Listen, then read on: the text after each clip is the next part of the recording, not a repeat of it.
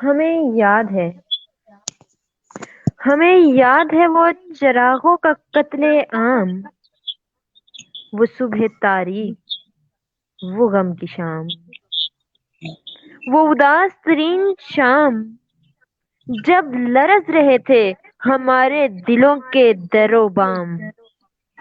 हम कैसे भूल सकते हैं, भला भला हम कैसे भूल सकते हैं वो नन्हे मुन्ने हाथों में टिमटिमाते इल्म के चिराग, वो खून आलूद बाग, वो कुचले हुए फूल, वो बूटों तले मसले हुए बूटे। हमें याद है, हमें याद है। पर हवाएं चाहे यहाँ से आए या वहां से आए, पर हवाएं चाहे यहाँ से आए या वहां से आए, हमें इल्म के बागों को, आगही के चिरागों को रोशन रखना है। हर लम्हा सुनहरे मुस्तकबिल की जानिब बढ़ना है और जिंदगी का निसाब खूब अच्छी तरह पढ़ना है।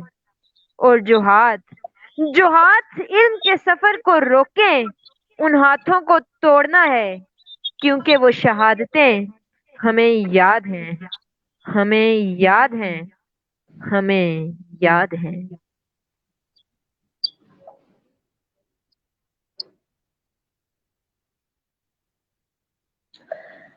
अस्सलाम वालेकुम। उम्मीद है आप सब खैरियत से होंगे एंड जैसा कि आप लोग जानते हैं कि आज पाकिस्तान की तारीख का सबसे गमगीन और तकलीफ दे दिन है, ब्लैक डे। 16 दिसंबर जो कि 2014 को पेश आया था पेशावर में आर्मी पब्लिक स्कूल में।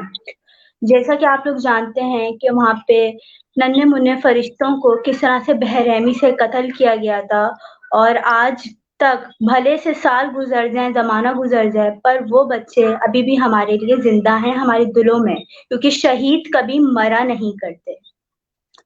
और इसी बात पे मैं एक चीज़ बोलना चाहूँगी कि माएँ राहें तकती रह गईं, बच्चे घर के बजाय जन्नत में चले गए। कोई इतना बेरहम कैसे हो सकता है? How can anyone be that much tyrant? कोई इतना ज़ालिम कैसे हो सकता है कि नन्हे फरिश्तों की जान ले ली जाए? दहशतगर्दी, मज़हब के नाम पे दहशतगर्दी करने वाले को मैं कोई भी मज़हब दहशतगर्दी प्रमोट नहीं करती, और जो मज़हब के नाम पे दहशतगर्दी करते हैं, मैं उन्हें इंसान नहीं बल्कि हैवान भी कहलाने के वो लायक नहीं हैं। उन माँओं का तो सोचते जिनके नन्हे-मुन्ने फरिश्ते थे। 144 किड्स, 144 फैमिलीज़, 144 टीचर्स, कितने लोगों को बेरहमी से उस दिन कत्ल कर दिया गया था बगैर ये सोचे कि नन्हे फरिश्ते, बहुत सी माँओं की गोदी उजाड़ दी गई, क्या ज़रा भी ख़्याल नहीं आया? ये तो वही यानी कि तारीख में दोहराया गया कि सुन्नत फ़िरौन अदा हो रही है, इस्लाम के नाम पर कत्ले आम हो रहा है बच्चों का, जन्नत बँट रही है। ये तो वही आने की तारीख ने दोहरा दी ये बात कि जैसे फ़िरौन के ज़माने में बच्चों को ज़िंदा गाड़ दिया जाता था, वैसे ही यहाँ पे नन्हे-मुन्ने फरिश्तों को बेरहमी से मार दिया गया। और अगर जो बच्चे बोले उन्हें तो और ज़्यादा टॉर्चर करके 13-14 बुलेट्स उनके जिस्म में उतार दी। ख़ैर वो तो जन्नत के फरिश्ते थे, जन्नत में चले गए। तुम लोग अपनी ख़ैर बनाओ कि तुम लोगों का क्या होगा। और वैसे भी no farewell words were spoken, no time to say goodbye, you were gone before we knew it and only Allah knows why. ये तो खुदा ही बेहतर जानता है कि उनके साथ क्या होगा, क्या नहीं। लेकिन उन माँओं को मैं सलाम करती हूँ जो इन मासूम शहीदों की वालिदाएँ हैं, अल्लाह उन्हें सब्र और तहम्मुल अता फरमाए।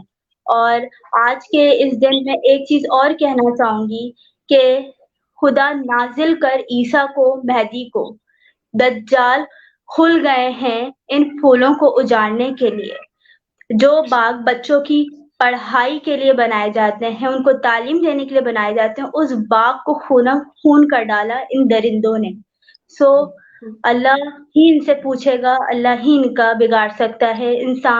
तो इंसान से तो ख़ैर इस चीज़ की कोई उम्मीद रखी ही नहीं जा सकती, जो उन दरिंदों ने किया है उन मासूम जानों के साथ। ख़ैर इसी मौजू पर आज हमारे साथ हमारी स्पेशल गेस्ट हैं गुलाम हफ्सा, जो कि सरगोदा यूनिवर्सिटी की तालिबा हैं। मैं उनको खुशामदीद कहती हूँ। अस्सलाम वालेकुम गुलाम हफ्सा। वालेकुम अस्सलाम, कैसी हैं आप? जी अल्लाह का शुक्र, उम्मीद है आप खैरियत से होंगी। अल्हम्दुलिल्लाह। तो आज मैं आपसे इस मौजू पे ये पूछना चाहूंगी कि आपका एपीएस ऑर्गेनाइजेशन से क्या लिंक है? आर्मी पब्लिक स्कूल से लिंक, इसको बयान करने से पहले मैं थोड़ा सा भी शेयर करती हूँ। जैसे आप उस सारे साने को दोहरा रही थी, तो कुछ हम उसी लम्हे में दोबारा वापस पहुंच चुके थे, क्योंकि वो ऐसी चीज है जो कि जैसे आपने मेंशन किया, भुलाई नहीं जा सकती। जिंदा कौमें अपने शहीदों को भूलती नहीं, ये एक फ्रेज है, मगर अगर देखा जाए ये बहुत तल्ख हकीकत है, क्योंकि आप ऐसी कुर्बानियों को भूल नहीं सकते।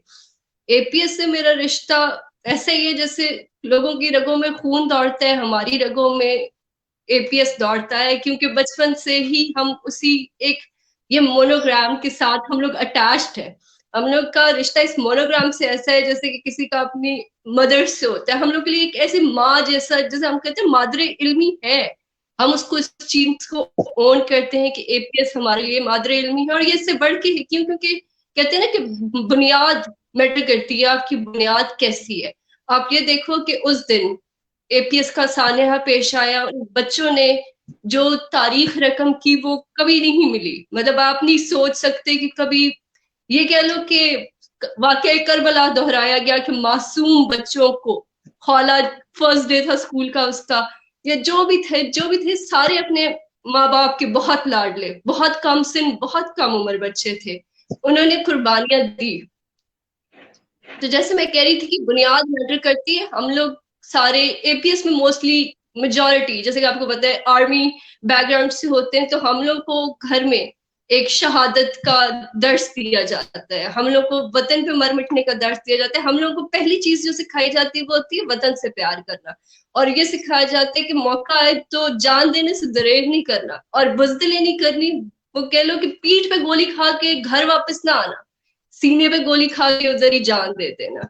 तो वही बात थी कि एपीएस से हमारा वही रिश्ता है कि हमारी बुनियाद है एपीएस, और ऐसी बुनियाद रखी कि उस दिन उन 144 बच्चों ने, शोहदा थे वो, तो बाकी जो गाजी थे, मैं उनको गाजी कहती हूँ क्योंकि वो भी एक जिहाद था उस दिन जो उन्होंने किया।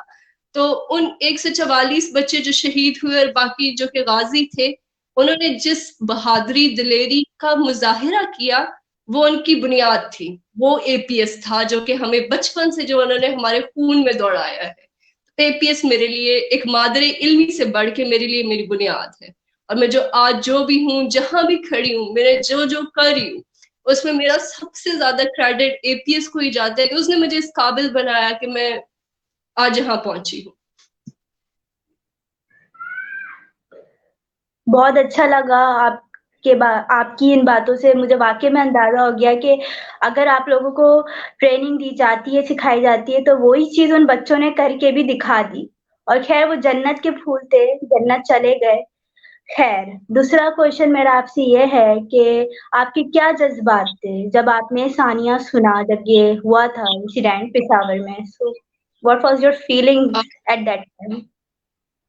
उस दिन बेसिकली 16 दिसंबर हम लोग, मैं फर्स्ट ईयर में थी तब एग्जाम्स हो रहे थे, तो हम लोग को एक प्रेप लीव थी, इस्लामियात का पेपर था नेक्स्ट डे। तो जैसे कि था कुछ इलेक्ट्रिसिटी ब्रेकडाउन था तो लाइट नहीं थी, तो बेसिकली हमें एक फोन कॉल आई। बाबा जो, हम लोग भी एपीएस के स्टूडेंट्स थे सारे बहन भाई, तो चाचू की बेसिकली कॉल आई, उन्होंने मामा से कहा कि एपीएस पे अटैक हुआ है। तो उनको ये नहीं पता था कौन सा एपीएस है, तो हम लोग भी शॉक हो गए कि ये क्या है एपीएस पे अटैक। लाइक एक दफा तो दिल दहल गया, मगर फिर हमने लाइट आने का वेट किया। लाइट आई तो स्क्रीन पे फुटेज चल रही थी, एम्बुलेंसेस दिखा रहे, मिलिट्री पुलिस पहुंची हुई, आर्मी ने कंट्रोल संभाला हुआ, कोई स्टूडेंट नहीं नजर आ रहा था। तो हमने कहा कि शायद कुछ इस तरह का हो। फिर जो हेडलाइन चल रही थी वो थी कि एक निजी तालीमी इदारे पे दहशतगर्दों का हमला। ये चीज मैंने बुक में मेंशन की है कि खैर हम लोग इंग्लिश मीडियम, और ये हम लोग को सिखाया ही ज्यादा यही चाहता है कि आपने जी इंग्लिश बोलनी है, तो उर्दू की तरफ हमारा रुझान भी कम है और हम लोग को आती भी नहीं है। तो उधर निजी पढ़ के मुझे लगा कि ये मेरा एक पर्सनल एक्सपीरियंस है कि शायद निजी छोटे वो कहते हैं, मुझे नहीं पता सर निजी का मतलब क्या है। तो मैंने कहा आर्मी पब्लिक स्कूल इतना बड़ा नाम है, ये कैसे कह रहे हैं कि निजी पे हम। खैर मैंने, मतलब फिर भी हम लोग बैठे रहे। 5 मिनट बाद स्क्रीन पार्टीशन हुई न्यूज बुलेटिन पे ही, और वहां पे जो लेडी रीडिंग हॉस्पिटल का मंजर है, पहली जो तस्वीर थी ना, वो हम लोग कह लो कि दिल दहला देने के लिए काफी थी। लिटरली मैं रूम हम में बैठे थे तो मेरी सिस्टर दूसरे रूम में थी, मैंने लिटरली चीख के कहा कि एपीएस पे अटैक हुआ। वो स्टूडेंट लाइक यही मोनोग्राम, मतलब आप सोचो एक यूनिफॉर्म आप रोज पहनते हो, उसको आप ऐसे खून में लथपथ देखो तो 1 मिनट के लिए आप बिल्कुल सकते में चले जाते हो। तो वो उसको बयान करना बहुत मुश्किल है, बहुत मुश्किल है। मगर कह लो कि हसूल आज़ादी से मुश्किल है तहफ़्फ़ुज़ आज़ादी। आज़ादी हासिल कर लेना आसान होता है, उसका तहफ़्फ़ुज़, उसको मेंटेन करना मुश्किल होता है। किसी भी चीज को आपको मेंटेन करना मुश्किल होता है। तो धरती खून की आबियारी मांगती है, तो वो उस दिन एपीएस के हिस्से में आई थी, खून की आबियारी। तो नेक्स्ट डे जब हम लोग ने स्कूल जाना था, मैंने कबर्ड खोली यूनिफॉर्म पहनने के लिए, ये कोट खड़ा हुआ था और ब्लैंक थे हम, बिल्कुल ब्लैंक थे। बिल्कुल नहीं समझ आ रही थी कि हमें इस मोनोग्राम में आप लोगों को सिर्फ एपीएस का एक अटैक, ये सारी चीजें हुई, सबको ये नजर आता है। हमें इस मोनोग्राम में उस पूरे दिन की फुटेज नजर आती है। जब भी हम देखते हैं हमें वो कहानी रिपीट होती है हमारे सामने, वो सीन्स दोहराए जाते हैं। तो उस जज्बात क्या हो सकते हैं किसी भी, मतलब एक इंसान, तो खैर जिसका ज़मीर जिंदा है, या फिर जो इंसान है, जो वाकई इंसान है ना, कि सिर्फ इंसानियत की डेफिनेशन पे आ जाए, कि वो नहीं ये बर्दाश्त कर सकेगा। आपके लिए बहुत मुश्किल होता है ये चीज देखना। और दूसरा ये कि जब जनाजा घर से उठे ना तो बहुत तकलीफ होती है, इंसान के लिए वो बर्दाश्त करना मुश्किल हो जाता है। तो वो एपीएस की जो 144 शोहदा थे, वो आप समझें 144 जनाजे हमारे घर से उठे थे। तो हमारे लिए उसको बयान करना काफी मुश्किल है कि वो कैसा, क्या जज्बात थे हमारे, या हमने कैसा उसको फील किया, कैसे उसको इंटरप्रेट किया सारी सिचुएशन को। आप सही कह रही हैं। इंसान हादसाती तौर पे इंतकाल कर जाए, बीमार होकर इंतकाल कर जाए, इतनी तकलीफ नहीं होती, इंसान को सब्र आ जाता है फिर वक्त की तकलीफ के बाद। लेकिन इतनी बेरहमी से जिन लोगों को, वो भी छोटे मासूम बच्चे जिनका कोई कसूर ही नहीं था, जो कि बेबस थे, नादान थे।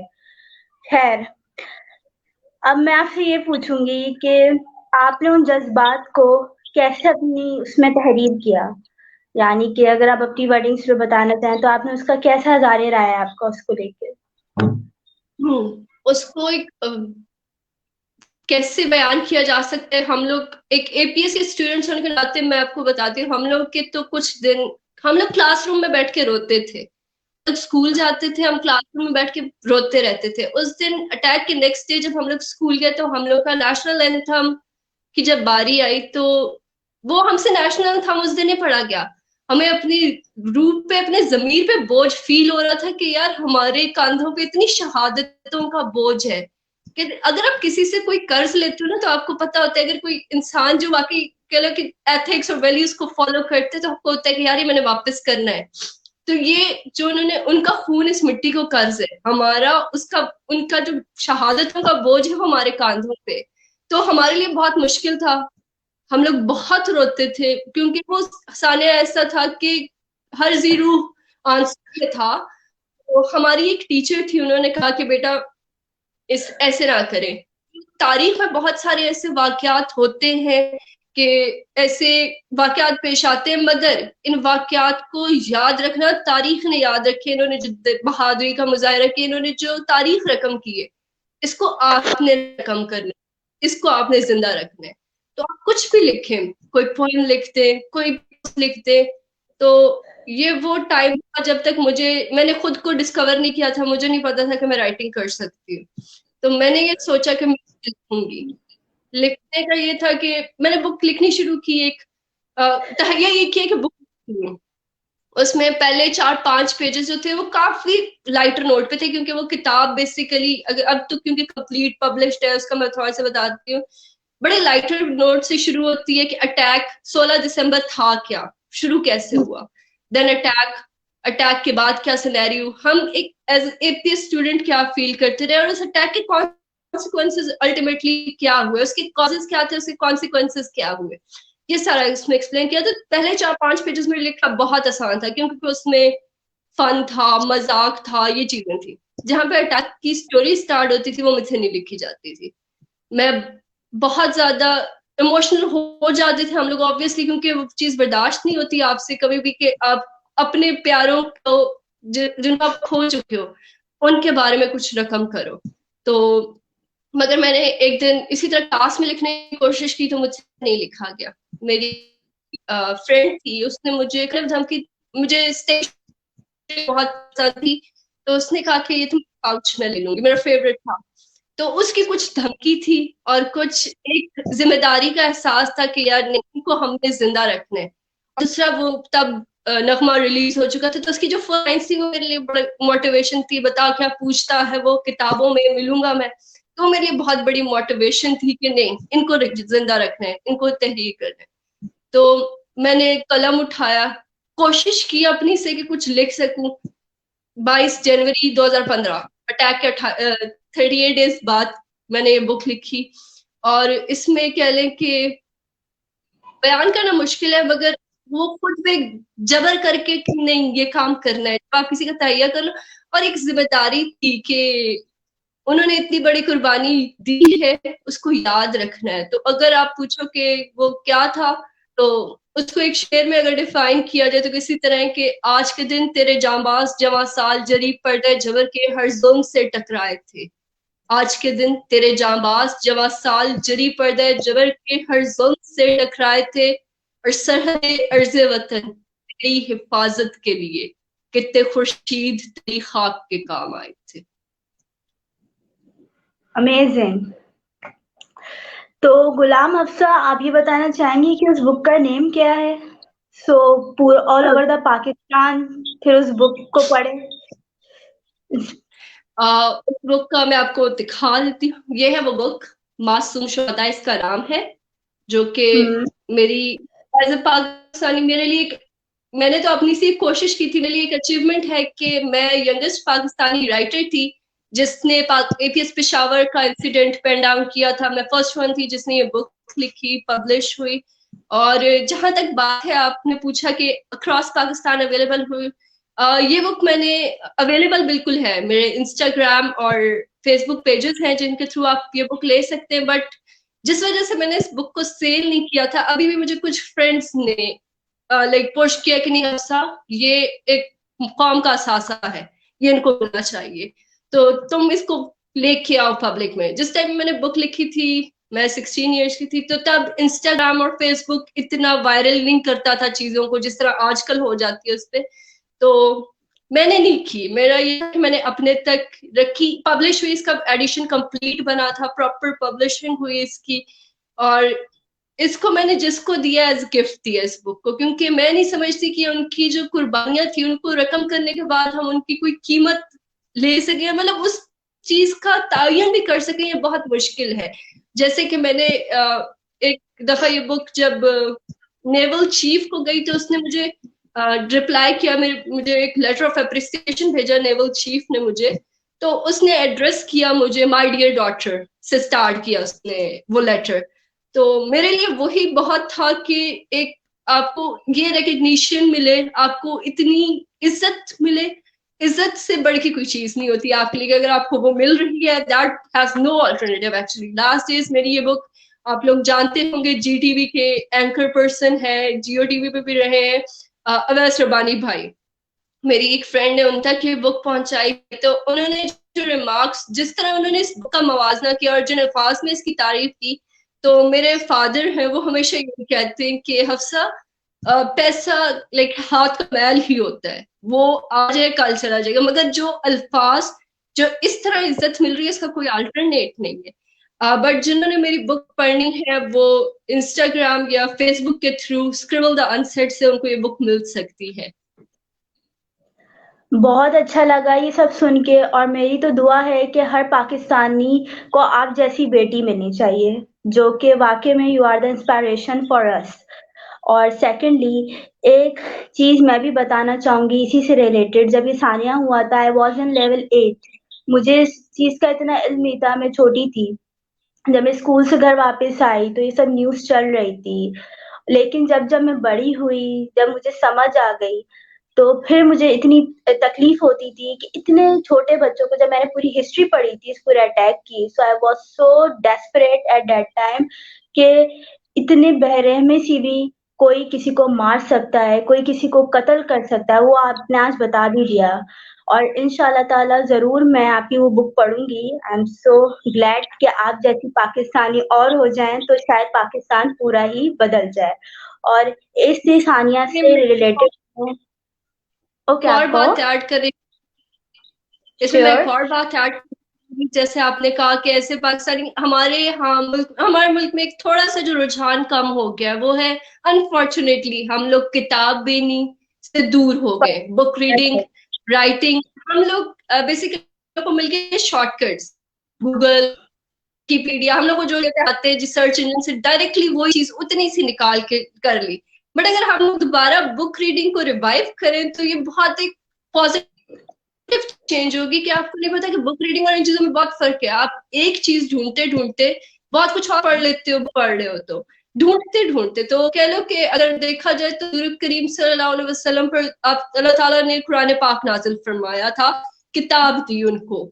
तो अगर हम इस चीज से उसको रिलेट करें कि एक जो उम्मत के लिए आप सल्लल्लाहु अलैहि वसल्लम चीज छोड़ के गए, हजरत सल्लल्लाहु अलैहि वसल्लम कुरान पाक छोड़ के गए, एक दायमी किताब है वो।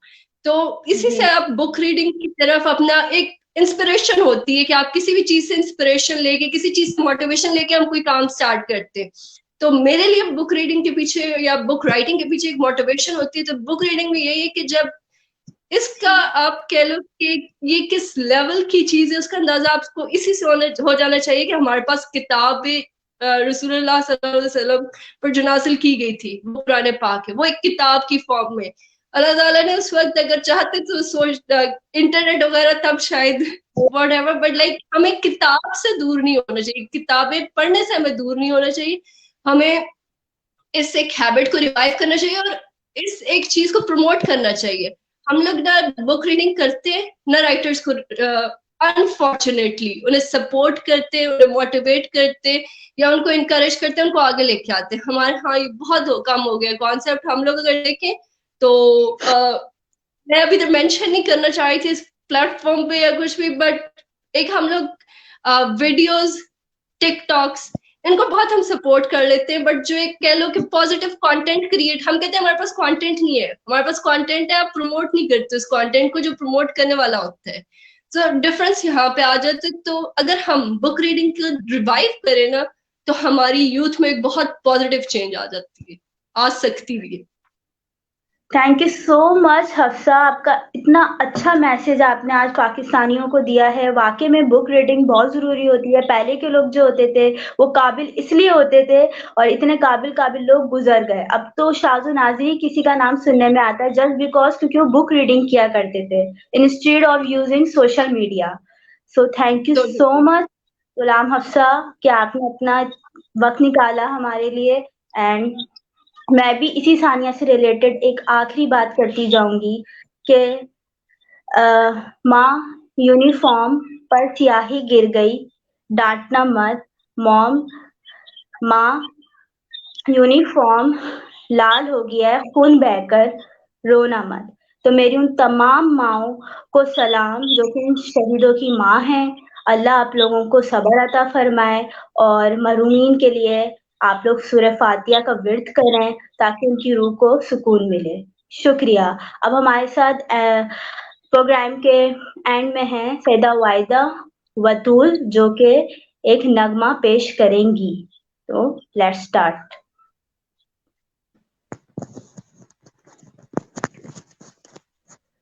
कलम की जो जगह थी वो वही है, पर उसका नाम तक बाकी नहीं है। कलम की नोक पे नुकता है कोई, जो सच हो वो भला झुकता है कोई। वो जिस बचपन ने तोड़ा और जीना था, वो जिसने माँ तुम्हारा ख्वाब छीना था। मुझे माँ उससे बदला लेने जाना है, मुझे दुश्मन के बच्चों को पढ़ाना है, मुझे दुश्मन के बच्चों को पढ़ाना है, मुझे माँ उससे बदला लेने जाना है, मुझे दुश्मन के बच्चों को पढ़ाना है, मुझे दुश्मन के बच्चों को पढ़ाना है। ये किसको सोच के सोती नहीं माँ, किताबें देख के रोती रही माँ, ये किसकी वापसी की राह तकते, ये दरवाजा खुला बाबा क्यों रखते, वो जो सारी ही नजरों से गिरा था, न था इंसान ना जिसका खुदा था, मुझे माँ उससे बदला लेने जाना है, मुझे दुश्मन के बच्चों को पढ़ाना है, मुझे दुश्मन के बच्चों को पढ़ाना है, मुझे माँ उससे बदला लेने जाना है, मुझे दुश्मन के बच्चों को पढ़ाना है, मुझे दुश्मन के बच्चों को पढ़ाना है।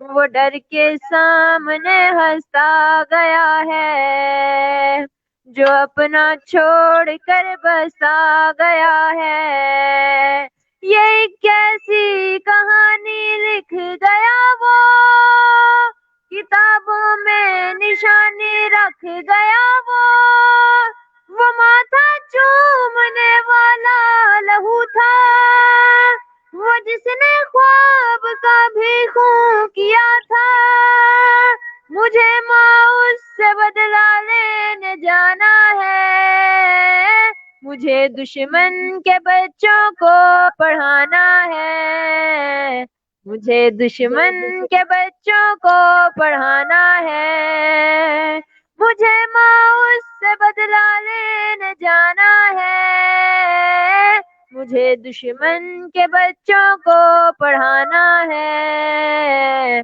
मुझे दुश्मन के बच्चों को पढ़ाना है। बहुत ही खूब, बहुत अच्छा पढ़ा आपने Saida Wahida Batool. And at the end मैं बस यही कहूंगी, may the lovely souls rest blissfully in the heavens. बस अल्लाह उनकी मग़फ़िरत फरमाए, और वैसे भी इतने मासूम फूल थे तो अभी खेल रहे होंगे जन्नत में। मग़फ़िरत तो उनकी खुदा ने कब की फरमाई दी होगी। खैर, अब हम नेशनल एंथम की तरफ आते हैं और प्रोग्राम को एंड करते हैं। अपना बहुत ख्याल रखिएगा। SFRO ऑर्गेनाइजेशन की तरफ से अल्लाह हाफ़िज़।